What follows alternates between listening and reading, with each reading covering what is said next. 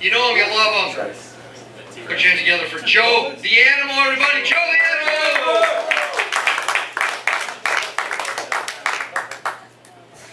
Good thing you grabbed my hand there. I was losing my balance. Now, when it comes to my memory loss, it's not really a 420 thing. It's more of a first and 10 thing. That explains this. I played semi-pro football for 9 years. I mean, I got a feeling that somewhere down the line, this year as a matter of fact, there's going to be some high school football coach that's going to be flipping through YouTube. He's going to see a clip of this performance, and he's going to show it to his players. And he's going to say, you see this? This is why you do not lead with your head when you tackle.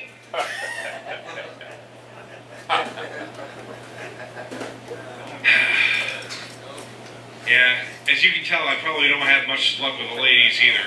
I mean, you've heard about women throwing themselves at certain guys. I get a little bit disconcerted when women throw each other at me. It sounds just like this. You go out with him. No, you go out with him. No, you go out with him. No, I danced with him earlier. He smashed my feet. You go out with him. That scenario really gives new meaning to the phrase, please, don't fight over me. Really, it's damaging for my self-esteem. Don't fight over me. The way that I got it figured out, I am the Boston Red Sox of relationships. I am cursed. With my kind of luck, I won't go down the aisle for another 6 decades. And when I do, the woman that goes down the aisle with me is more than likely to pull a Johnny Damon.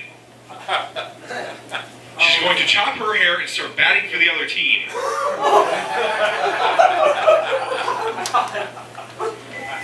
But one thing I have figured out about women, they speak a different language. I call it she-bonics. You remember how California state legislature tried to establish ebonics as a foreign language? I've done the same thing with she-bonics. Basically, it's a series of half-truths. It's a ruse to fool the feeble-minded. For instance, when a woman says, it's not you, it's me, that's not a complete thought. What she really means is, it's not you, it's me. I need someone that doesn't make me want to vomit. They never finish. Oh, you're so sweet. You're a lame-ass creep, but you're sweet. They never finish. I don't like you like that. I only like you when you're in another zip code. They never finish. We can still be friends. At least until I can get the restraining order. They never finish.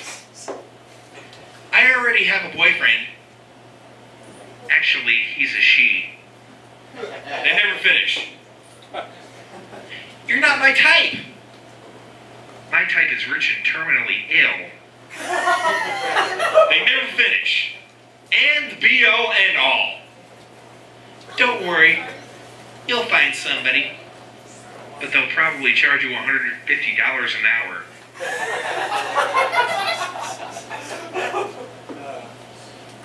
Yeah, one of the reasons why I have trouble with women is that they know that I'm broke. My financial situation was so bad, back in 2004, I actually ended up ringing a bell for the Salvation Army. Now, bear in mind that I am wearing a button that says Salvation Army. A big red apron that says Salvation Army. There's a sign above the kettle that says Salvation Army. There was this one blonde chick, came walking by me several times, giving me funny looks, and then she has the nerve to pull up in her car, roll down her window and ask, "What's it for?" What? Lord, what are you doing to me here? Did you seriously wake me up at 7 in the morning and have me freeze my butt off in the Michigan cold just so you can stick me in the middle of a real-life blonde joke? What next? A guy with a duck on his head? A priest, a rabbi, and a minister? A chicken crossing the road to get to the other side? What next? I'll tell you what next. A few years later, I ended up working at a drugstore. Now, one thing that you gotta know is, if you want to maintain respect for the elderly, Do not work at a drugstore. Because I will have you begging for the return of Dr. Jack Kevorkian. Especially when you're answering the phone. I had to tailor-make my phone answering skills to the situation. Hi, thank you for calling the drugstore at 13 Mile and Hoover. This is Joe at the front register. How may I help you? Yes, is this the pharmacy? Anyways, there was this one old couple that came through my line late at night, plopped down a Fleece Home enema. I rang it up, no questions asked. And then out of nowhere, this little old lady blurts out, He's going in for a colonoscopy. Okay. I don't know why I needed to know that, but okay. Now, I don't know what's worse, the fact that she brought this up, or the fact that she wanted to continue this particular line of conversation. Of course, you know what a colonoscopy is, don't you?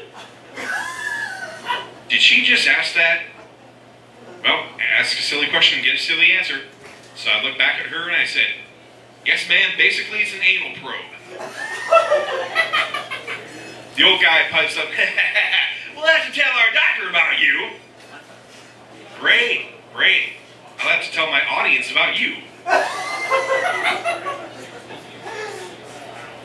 Another time there was this guy that came through, he plopped down a box of Trojans and a tube of Astroglide. There's no mistaking what this guy was fixing to do. It was just a question of who he was fixing to do. Don't worry, you'll get that one out of the car on the way home. I rang it up, no questions asked. And then he tells me to throw away the receipt. 5 minutes later, he pokes his head back in. And he says, yeah, can I please have that receipt back? She says that she can write this off as a business expense. I'm thinking to myself, he's either dating a high-priced escort or a really sexy accountant that knows what the hell she's doing. In more ways than one. Well, time for me to hop back on my horse and head back to Detroit, so live, thrive, and survive, everybody.